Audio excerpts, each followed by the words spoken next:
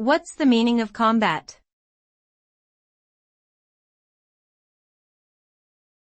Combat.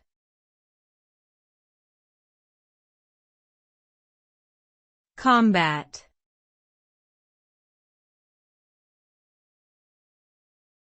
Combat.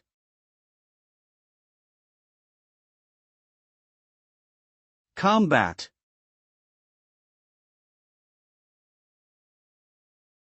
The word combat refers to a physical or verbal confrontation between individuals or groups, usually with the intent to defeat or subdue the opponent. This can take many forms, including military combat, martial arts competitions, or argumentative debates. In any case, the result of combat is typically a winner and a loser, with the winner gaining control or superiority over the defeated party.